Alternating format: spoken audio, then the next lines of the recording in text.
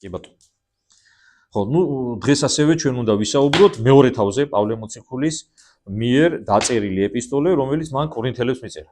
კორინთელთა ორი ეპისტოლეა, ხო? ხო გახსოვს ახლა, არის პირველი და მეორე. ანუ პავლე მოციქულმა კორინთელებს ორი წერილი მიწერა, რომელიც ჩვენამდე მოკლედ მოვიდა.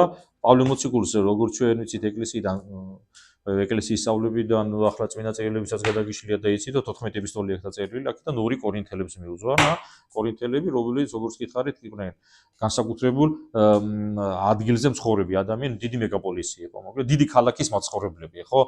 დიდმა ქალაქმა ხო იცის ადამიანის გონების განლაღება ახლა რა, რაღაცნაირად ადამიანები რომ დიდ ქალაქებში ცხოვრობენ, ყველას რა თქმა უნდა ეს არ ეხება, მაგრამ რაღაცა გარკვეულწილად ზევიდან ყურების სურვილიც უჩნდებათ ხოლმე ზოგიერთებს, რა თქმა უნდა, იმიტომ რომ ამის მიზეზიც აქვს, ცხოვრობენ მთავარ ქალაქში, იქ არის უფრო მეტი ტექნოლოგიები, უფრო მეტი საშუალებები და შესაბამისად ადამიანს უფრო მეტი საშუალება აქვს და შესაბამისად ის რომ იამაყოს ადამიანს უფრო მეტი აქვს ახლა მაგალითად ადამიანს მობილური ტელეფონი არ აქვს დღევანდელ 21 საუკუნეში ინტერნეტთან წვდომა არ აქვს, არაფერი არ წაუგეთია, სკოლა არ დაუმთავრებია, წერა-კითხვა არ იცის, იმას უფრო ნაკლები აქვს ის ხო, რაღაცით რომ იამაყოს და კაცს რომელსაც ეს აქვს და კიდე ამასთან ერთად უამრავი დიპლომი და უამრავი საშუალებები, იმას ხო უფრო მეტიად აცდუნებს ეშმაკიე რომ ქედმაღლობაში დამპატებანებში ჩავარდეს რა და შესაბამისად ქალაქებში რატომ მიდიან ახლა რაიონებიდან, რეგიონებიდან, პროვინციებიდან, სოფლებიდან ხალხი და მეტი შესაძლებლობაა.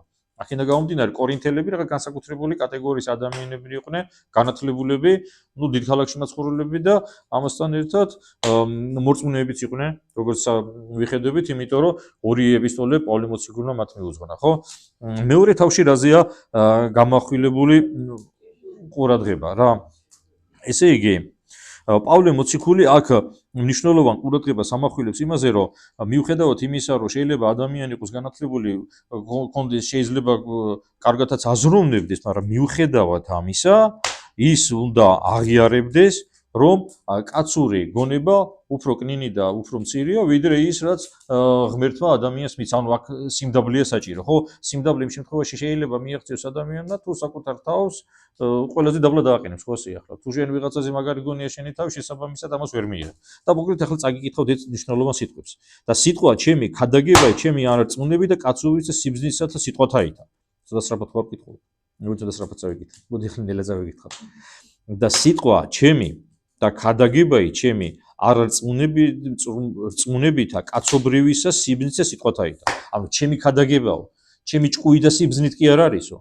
არამედ გამოცხადებითა სულისათა და ძალითა. მიუხედავად იმისა, რომ პავლე მოციქული იყო ძალიან განათლებული ადამიანი, იმ ჟამიდერ მსოფლიოში როგორი განათლება შეეძლო ადამიანს მიიღო, ყველაფერი ჰქონდა პავლეს მიღებული, ძალიან განათლებული ადამიანი იყო, მაგრამ მიუხედავად ამისა, ის ამბობს, რომ მე მას რასაც ვამბობო, ჩემი ჭკუით კი არ ვამბობ ამასო რა, რაც ღმერთმა მითხრაო, მხოლოდ იმას ვამბობ რა. რათა სარწმუნოება იეგე თქვენი, არა იყოს სიბრძნითა კაცთაითა. აქ მნიშვნელოვანი სიტყვები, რომ ამით მე თქვენ გაჩვენებთ, რომ თქვენიო სარწმუნოება არა კაცური სიბრძნიდან უნდა მოდიოდესო, არამედ ძალითა ღვთისათა. მოკლედ ამაზე აკეთებს ძალიან მნიშვნელოვან აქცენტს პავლე მოციქული და ამახვილებს ჩვენ ყურადღებას, რომ მიუხედავად იმისა, რომ შეიძლება ადამიანს ჰქონდეს ყველაფერი, მოგქონდეს განათლება მიღებული, შეგეძლოს და ასე შემდეგ და უამრავი რაღაცა, მიუხედავად ამისა, როდესაც რწმენაზე იწყებს საუბარს, შენი სიბრძნე და შენი რაღაცა მოსაზრებები იქ არ უნდა იქნეს ნახსენები. ახლა მეცხრე მუხლში არის კიდე ერთი საინტერესო რაღაცა დაწერილი, არამედ ვითარზე წერილას.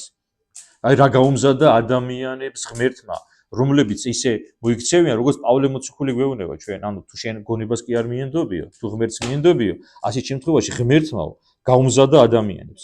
ისეთი რაღაცა, რომელი თვალმან არა იხილა და ყურსა არა ესმა და გულსა კაცისას არა მოუხდა. რომელი განუზადა ღმერთთან მოყვარეთათვისდა.